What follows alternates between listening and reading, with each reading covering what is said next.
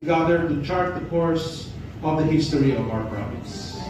As you may know, I have made it a point to travel daily, almost 2 to 3 times a day even, to various cities, municipalities, and even to the far-flung corners of Negros Oriental. Though these raw engagements, I have heard firsthand and in person the cries of our people. Families struggling to meet their basic needs, farmers and fisheries whose livelihoods are falling short, and our poor people begging for progress and opportunity.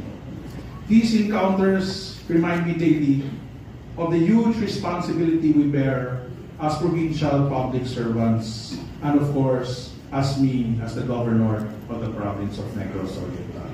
Actually, from the beginning, we have always been, how do we say, meeting sa mga katawan, finding what is most needed. And one of the tasks I've always been asking the department heads and the mayors, mga kapitanes, mga kadawads, and the rest is, kung sa'yo problema sa probinsya, what direction can we take?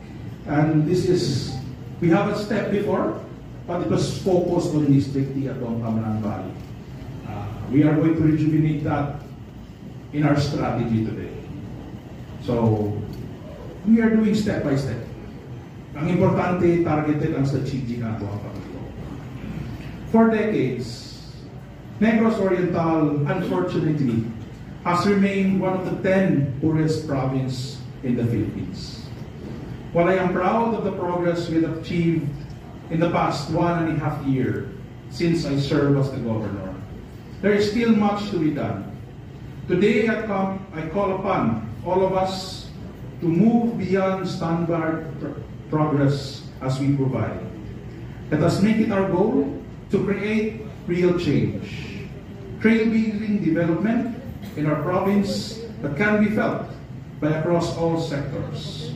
From our farmers and fishermen to our business sector, we create programs that can really affect change in the lives of people. So, I am calling upon all of you today to revisit, understand, reevaluate, redirect, and eventually to focus on our 10-year development plan for Negros Oriental. This meeting, although makasulti mo, why now? Why not before? Well, if you've noticed, bago lang na-approve ang NIR. Diba? We have a fresh start. Especially sa mga karaan na itong programs which we directed to Region 7. Even Camarang Valley program was directed to Region 7. Now, we have a fresh start sa NIR.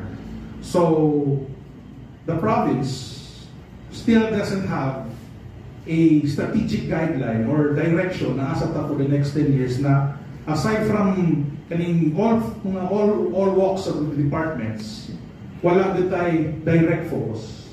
So we are given the chance now. Mupoy ako apong i-istorya. I even talked with the team. I said, is this necessary? We are almost in election time. Anything can happen. Pero we were talking about it in sila, bitaw no? NIR ba ya?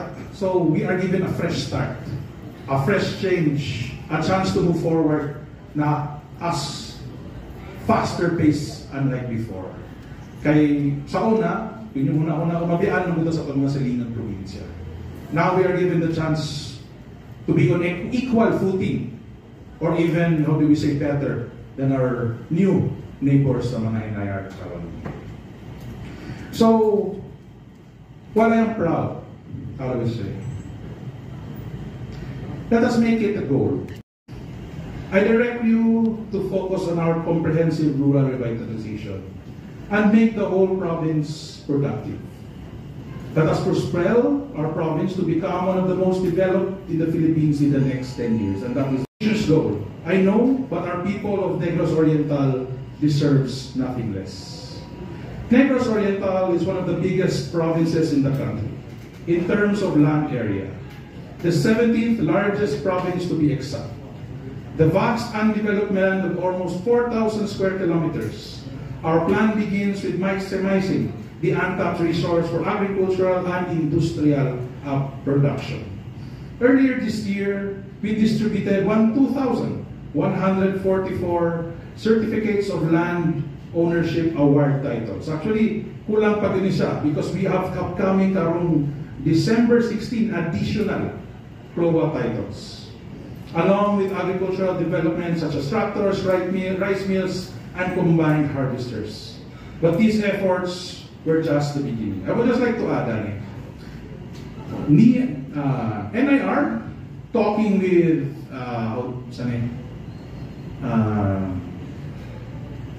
NFA, yes, National Food Authority. We already have an agreement. Now they will be putting up a 70 million peso storage and refining rice mill in Mabinay. It will not only cater to Mabinay, but will cater to the whole province of Negros Oriental. They will be buying at least 20,000 tons, that's a lot of rice, for food security for the whole province. This is what we have been working on behind the scenes. Thank you.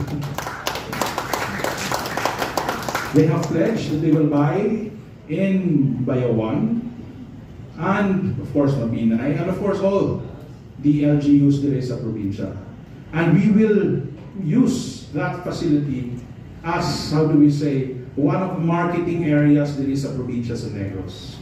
Because they told us and assure us that they will also be selling the rice to our Occidental neighbors, which is our biggest buyer. So at least they can assure that ang presyo sa bugas sa pagpalit sa mga farmers mudako, so mudako ang ilahang income, which help us tremendously in this application.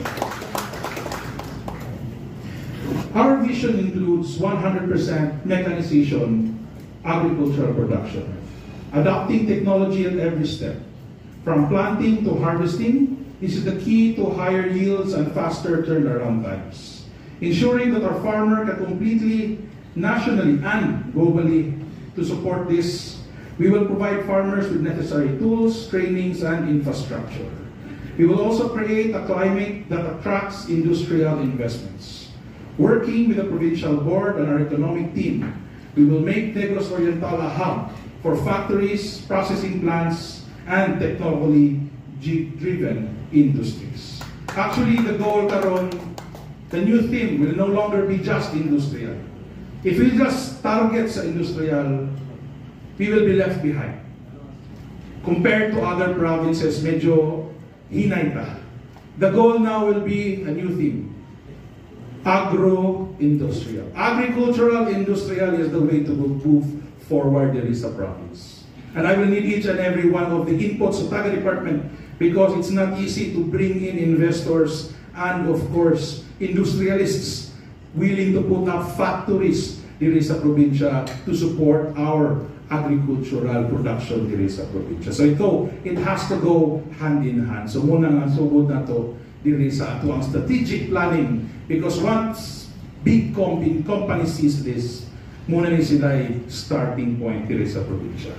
And of course, infrastructure will be the backbone of this economic growth.